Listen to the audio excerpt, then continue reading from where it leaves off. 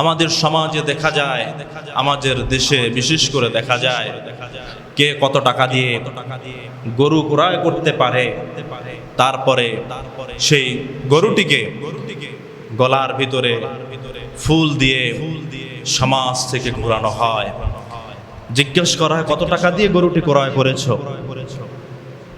বলে 10,90,999 টাকা দিয়ে এই গরুটি ক্রয় করা হয়েছে। মানুষ বলবে, দেখছো অমুক বাড়ির অমুক 10,90,999 টাকা দিয়া এই গরুটা ক্রয় করছে। এই যে মানুষ বাহবা দিবে, মানুষ অনেক বড় লোক বলবে, মানুষ দাতা বলবে, মানুষের দৃষ্টি আকর্ষণ করার জন্য আমরা বড় বড় গরু ক্রয় করি। প্রিয় ভাইয়ের আমার, আল্লাহ সুবহানাহু ওয়া তাআলার সন্তুষ্টির জন্য যদি কোরবানি না হয়, আপনি 10 লাখ না 10 কোটি টাকা দিয়েও যদি আপনি গরু, তারপরে কি দুম্বা, উট ক্রয় করে যদি আপনি কোরবানি দেন, যদি সেটা আল্লাহর সন্তুষ্টির জন্য না হয়, বলুন তো সেটা আল্লাহর দরবারে কবুল হবে? আল্লাহর দরবারে কবুল হবে না।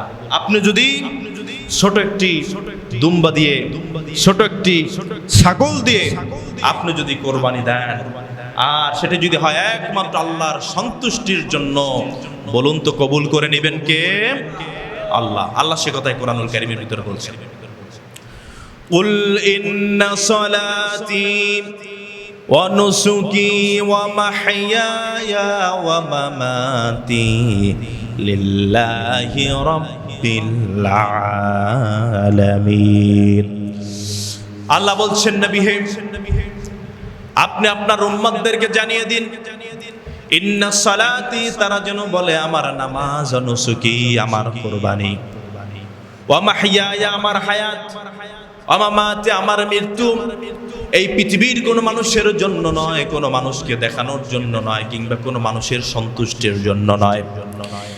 আমার সালাত, আমার কোরবানি, আমার জীবনটা যদি আল্লাহর জন্য দেওয়ার প্রয়োজন হয়, সকল কিছুই আল্লাহ সুবহানাহু ওয়া তাআলা শিখিয়ে দিচ্ছেন। তোমরা বলে দাও রব্বিল আলামিন, সেটি হবে একমাত্র বিশ্ব জগতের যিনি প্রতিপালক, তার জন্য তোমাদের জীবনটা যেন হয়ে যায়। তাহলে আমাদের কোরবানি হবে কার জন্য বলুন তো? এটা আওয়াজ করে বলুন না, কার জন্য?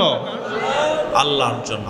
কোন মানুষের সন্তুষ্টির জন্য, মানুষকে দেখানোর জন্য যদি আমরা কোরবানি 10 লাখ টাকা দিয়ে গরু ক্রয় করে, কিংবা বিশাল এক উট ক্রয় করে যদি আমরা কোরবানি দেই, আর সেটা যদি আল্লাহর সন্তুষ্টির জন্য না হয়, আল্লাহ বলতেছেন সেটি তোমাদের কাছ থেকে গ্রহণ করা হবে না।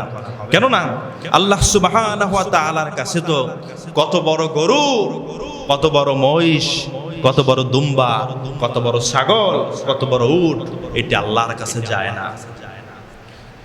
তোমাদের অন্তরটা আল্লাহ সুবহানাহু ওয়া তাআলা দেখেন।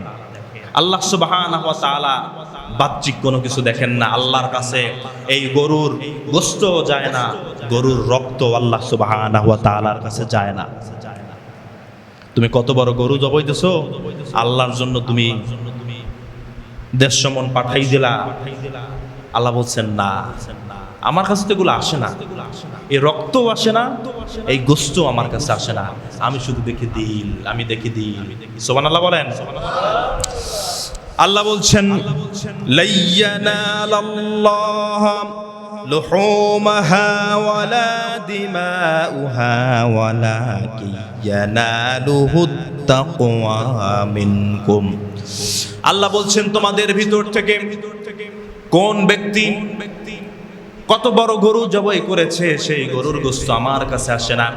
তোমাদের ভিতর থেকে আমার কাছে কোন গরু, ছাগল, কোন দুম্বা, তার রক্ত আমার কাছে পৌঁছে না, বরং ইয়ানালুহুত তাকওয়া মিনকুম, তোমাদের ভিতর থেকে আমি আল্লাহ সুবহানাহু ওয়া তাআলা তোমাদের অন্তরটা দেখি, কোন ব্যক্তি তাকওয়া অর্জন করে আল্লাহর সন্তুষ্টির জন্য কোরবানি দিয়েছে। তাহলে আল্লাহ দেখেন কি বলেন তো? তাকওয়া। আল্লাহ কি দেখেন? তাকওয়া দেখেন। আল্লাহ সুবহানাহু ওয়া তাআলা কোন ব্যক্তির বাহ্যিক কোনো কিছু দেখেন না। প্রিয় বন্ধুরা আমার, এই জন্য আসুন আমাদের কোরবানিটা যেন মানুষ দেখানোর জন্য না হয়, আমাদের কোরবানিটা যেন আল্লাহর সন্তুষ্টির জন্য হয়ে থাকে। আল্লাহ সুবহানাহু ওয়া তাআলা যেন তার সন্তুষ্টির জন্য কোরবানি করার তৌফিক দান করেন, করুন আমিন। প্রিয় বন্ধুরা আমার,